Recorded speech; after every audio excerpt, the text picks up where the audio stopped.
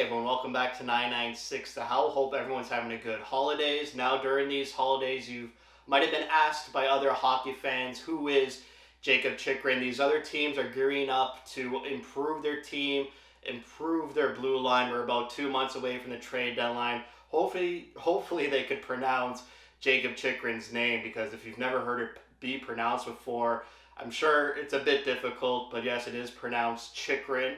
So as Coyotes fans, we need to tell the people who is he and why he is the best defenseman available on the market. Now people, fans of other teams are like, why is there all this talk about Chychrun? He's got 2.5 years left on his contract, 2 more years after this season that we're in the middle of. He's got a no movement or modified no trade clause in the last 2 years, so maybe that's why it's starting to go. But also, Chychrun has come out publicly and said that he's not in this rebuild. His heart's not into it. He's already played 7 years in this league, if you can believe it. It's pretty crazy how time flies when we just drafted him in 2016. But yes, he's been public about it. Wants to move to a competitor. The asking price is public, around 2 first-round picks or equivalent of that. Among others as well in the package. So let's talk about who Chychrun is. I did make a bold statement and say he is the best available defenseman.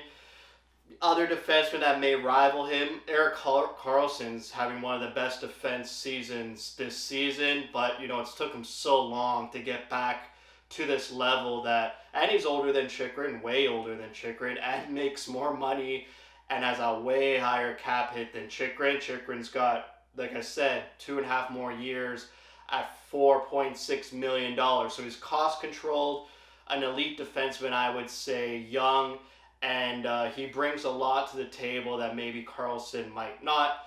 But I'm sure, I would agree that Karlsson has a higher offensive eliteness compared to Chychrun, whereas Chychrun, he's an all-around defenseman, both offensively and defensively. Hopefully this video, at the end of it, you know exactly what Chychrun is. I know there's so many numbers. You can take the time to look at all of them, but, I'll do pretty much an overview of Chychrun's career, what his strengths are, what his very few weaknesses are. And, let's just get into it. He did not go back to juniors after being drafted by the Coyotes in the first round by John Chychrun. So, selected in 2016, immediately thrown on the team, which is really rare for the Coyotes. Usually, they go down to juniors, stay in college. Keller stayed in college for that draft year. Cooley just did it right now. Hayden went down to juniors. Strome went down to juniors. We can go on and on. It is really rare for a Coyotes player to just make the jump immediately to the show. Pretty okay rookie year, 68 games played. The most games he's played in his career was his first rookie year. Yes, Chychrun has succumbed to a lot of injuries in his early career, but he is such a workhorse and such a fanatic in terms of health and physique that he bounces back to his full form, if you could believe it or not. We're seeing that this year already, how he missed almost 7 or 8 months of hockey, and he's almost a point per game player this season. So he's a fanatic at working out, probably the most muscular guy in the NHL, now that Michael Grabner has retired. Coincidentally, both Coyotes players. But yeah, he's 6'2", 220 pounds. Like I said, in his rookie year, maybe playing more of a defensive role. He's got his highest hits per game in his rookie year. His lowest time on ice of 16 minutes. He is young. He was playing under Dave Tippett, one of the few Coyotes to play under both, or all three of Dave Tippett, Rick Tocchet, and Andre Tourigny. So more of a defensive role. Not really sure who Chychrun's supposed to be yet. He did fit in really well with the team, but as the season went on, he started to make a lot of mistakes. So that was his rookie year. Didn't set the world on fire, but pretty good that he was able to play almost a whole season as a rookie right out of his draft year, playing against men. And, Dave Tippett loves to put guys in defensive roles. So he also, in his first rookie year, got a minute of penalty kill time per game and not a lot of power play time, about 35 seconds of power play time per game. So, obviously Dave Tippett put him more of a penalty killer, a hitter. He was a big body. I'm sure Dave Tippett encouraged Chychrun to throw his body around, but thankfully Dave Tippett gets fired or leaves, and Chychrun starts to turn into this offensive dynamo that now presently we're used to. So he plays 50 games in his sophomore season, first season under Rick Tocchet, 4 goals, 10 assists, 14 points. So yeah, points per 60 goes down a bit, but he only played 50 games that year before succumbing to an injury. His power play time, his whole time on ice starts to improve. We see 2 minutes per game on the power play. We see him hit that 20-minute per game mark of his time on ice. And his penalty killing goes way down to a pretty negligible number of 9 seconds per game. So he starts to play a more offensive role under Rick Tocchet, and that continues. Pretty much the same in his second and third year. There's not much to say in these 3 years. You might say to yourself why he had a minute and a half of penalty kill time per game compared to his previous 2 years under Rick Tocchet, where there were negligible penalty kill time. That was the year Hjalmarsson had a huge injury and was out for most of the year. And to be honest, the Coyotes didn't have pretty much a lot of good players to play on the PK that year. He also got 12 goals, so that was kind of the breakout year for his goal-scoring touch in 2019-2020. Unfortunately, that was a shortened season. I believe they stopped at 72 games, so almost played the full year, hitting the 63 games mark. But he exploded in the shortened season of 21. He tried his hardest to drag this team kicking and screaming into the playoffs. It seemed like that year, if you could remember, it feels so long ago, Chychrun, Bunting, and Garland were like the only bright spots on that team, playing well, scoring goals, having a huge impact, showing emotion, being competitive, wanting to reach the playoffs. We had a lot of goaltending injuries. Keller and Schmaltz weren't really clicking that season. So he tried his hardest. He scored the most goals as a defenseman in that shortened year. And he did play all 56 games. So technically did play a full season that year. 41 points. Unbelievable. 1.9 points per 60 games. That's when he starts to shoot a lot. Now it's so obvious. It's hard to remember where he didn't used to shoot a lot. But every chance this guy gets, he wants to shoot the puck. He's banging his stick on the ice. He wants to control the play. On the power play, he loves being that quarterback guy. We'll see here, why his power play time dropped under Andre Tourigny. But in this breakout season, almost 3 minutes per game of power play time on ice. He was playing over 23 minutes a game. He was our horse. We were leaning on him so hard. Like I said, did anything he could to bring us to the playoffs. That was a year where I said he's going to be our next captain. He has all the captain material. OEL, that was when OEL started to decrease and downgrade in his play as well. And we eventually traded OEL, a couple months after that season ended. But to me, Chychrun was going to be the next captain. He's an engaged player. He doesn't really take nights off. He's passionate. He's fast too. This guy's a speedster. It is so difficult to walk past him. I just talked about Ekman Larsson. There are times where Ekman Larsson gets walked past on the wing by the boards. Chychrun rarely gets walked. Even if he's caught on a pinch, he's so fast that he knows he'll catch up to the guy on the breakaway. He skates in a straight line at top speed. It is really hard to outskate Chychrun. Now, obviously, McDavid, some of these new guys, Jack Hughes, I'm sure are faster. But in general, day-to-day, it's really hard to outskate Jakob Chychrun. He's a puck battler. You can see his hits per game. It was high, then it kind of dipped in these 2 years. Now he's back at almost 1.5 hits per game. He's not going to lay out a huge open ice hit, but he has a big body, big muscular body. He plays his body position so well, and he's not afraid to get into fisticuffs with the opposition. He's got a great defensive stick as well. We talk about his offense here in this shortened season as being his best, but he's great defensively as well, has a great stick, great hockey IQ in the defensive zone and offensive zone, knows how to, break out from the defensive zone into the neutral zone. He's really good at moving the puck north. Just an all-around really great two-way defender. And unfortunately, after that outbreak season in 21, the Coyotes go scorched earth rebuild, and Chychrun's not having any of it.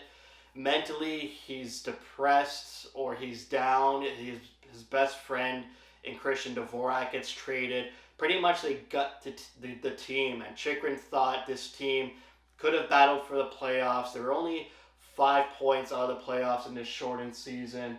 But to be honest, it was the right move. There were so many games in that shortened season where they were embarrassed. They were blown out 7-1, 8-2 by the Knights, the Wild, and the Avalanche. It wasn't a good mix. This team needed a shake-up. But that's when Chychrun disagreed with that. And it showed in his play. 21 points in 47 games. Way down from his previous season. He still was shooting a lot, just the puck wasn't going in. And, more penalty kill time. His power play time decreases by almost a minute per game, and that's because Andre Tourigny in his first season, Gostisbehere was outplaying Jakob Chychrun, and, we have 2 defensemen that other teams are going to be looking at and shopping for in Chychrun and Gostisbehere. Last season, Gostisbehere had the PP1 time. He was a better defenseman offensively. Chychrun, down in the dumps, wasn't happy with the direction of the team. Ultimately got injured around February. Couldn't get traded at the deadline. And then, in the exit interviews of the season, that's when he says that he wants out of the team. He's not in it for this rebuild. Wants to go to a competitor. He's already been through 1 or 2 rebuilds already with this team. So he let it know it's time to move on. The management are okay with that. They're in constant talks with Chychrun. They want to get the best possible value out of Chychrun, and they want to do good by him. Chychrun has said he wants to go to a competitor, a playoff team, and I'm sure that's going to be accounted for in the trade that Bill Armstrong makes. There were some rumblings last offseason at the draft table that Columbus wanted Chychrun. But, there were some comments by Armstrong saying that the deal wasn't there. Columbus wasn't really the type of competitor and playoff team that Bill Armstrong thought Chychrun would like to be on, and that was before they acquired Johnny Gaudreau, so maybe that's changed. We'll see. They are underperforming and are performing better than the Coyotes in the tank race, so maybe still Chychrun wouldn't want to go there. So he had a down year last year. I gave him the award for most disappointing Coyotes player last year. You're coming off a season where you're the best Coyotes player. You're saying all the good things. You're passionate. You're engaged. You're competitive every night. That's captain material. And then you go into the next season. You disappoint. The offense isn't there. You're sort of pouting. You have these, comments you make in the exit interview. That's not captain material. Immediately, my head goes in a whirlwind where I thought this guy was going to be the next captain, and now I'm looking at a guy who we're going to trade for a couple first-round draft picks. So it was a tough summer to manage those feelings and get my head screwed on right, not have any bitterness towards Chychrun. And I was hoping, at the very least, he comes back this season. He doesn't decrease his trade value. And, he gets the most value out of him, and that's exactly what he's doing. He has the most points per 60. I know it's a small sample size. 17 games, 16 points, 3 goals, 13 assists. His most shots on goal per game, 3.47. Of his career, shooting percentage maybe a bit low at 5% compared to 10% in his really good season. Once Chychrun came back from injury, all he wanted to do was shoot the puck. Like, it was starting to get a bit annoying how often Chychrun would want to shoot the puck, how often he was calling for the puck just to shoot. Maybe the first couple games, he was worried about his trade value, so much pressure on him to perform well. But now I think he's settling back in. He's passing the puck more, especially on the power play. He's making good plays. There's a 3-on-1 against the Avalanche where it was Krause, Chychrun, and Carconi, and Chychrun got the pass first from Krause, passed it immediately back to Krause to make the right hockey play instead of taking a one-timer, even though he was right in front of the goalie. He made the right play, the better hockey play. So I think he's gotten that out of his system, but he still wants to shoot. His power play time is the highest it's been, over 3 minutes per game on the power play. He's back to not being on the penalty kill anymore now that we have Josh Brown and Patrick Nemeth, big bodies back there. So power play, he's back on PP1, but he's also with Gostisbehere. So I love that, if there was any animosity between Chychrun and Ghost, where Ghost was getting the PP1 time and Chychrun was resorted to PP2, well, this year they're both on PP1, playing that 3 forwards, 2 defensemen style. It's doing really well. You got Chychrun, Ghost with Keller and Schmaltz. They're rotating whoever is in the middle. Right now it's Nick Ritchie because Michelli is injured on PP2, who was the commander for PP2. So now, they had to take Hayden off, power play unit 1 and put him to command the second unit. So it's great that Ghost and Chychrun are together on PP1. They're playing well together. They're friends. They even play together 5-on-5, which is a bit bittersweet considering how little time we have left with both of them. But we gotta savor whatever moment we have with Gostisbehere and of course Chychrun. So hopefully, this summary of Chychrun, you guys know what he's all about for the Sparks notes or the review. He's a battler. He's engaged. He's passionate about the game of hockey. Will rarely take a night off. He's great with his stick defensively. He's got a great shot. He's good defensively as well as offensively. Could be on your power play. He could also be on your penalty kill if needed. He's just a well-rounded defenseman who knows how to play the body position well. He's just a great defender that I would love to have on my team. I'm really glad he is on my team. I just wish the circumstances were different. All I'm hoping for now moving forward is we get the value, the exact value for Jakob Chychrun. Bill Armstrong hasn't proven us wrong. In the majority of trades he's done, got the best value out of Garland and OEL, best value of Dvorak, Kemper. So hopefully he strikes again with the Chychrun trade. He's going to improve any team's defensive, lineup. He's going to be a competitor. I can't wait to watch this guy in the playoffs. Unfortunately, it probably 99% won't be with the Coyotes, but I'm excited for where he goes, and hopefully he goes to a team that does make the playoffs and doesn't, miss all the playoffs or is battling for a playoff spot and just misses. He deserves to be in the playoffs, and he'll be a great player to watch in the playoffs. So that's it for me.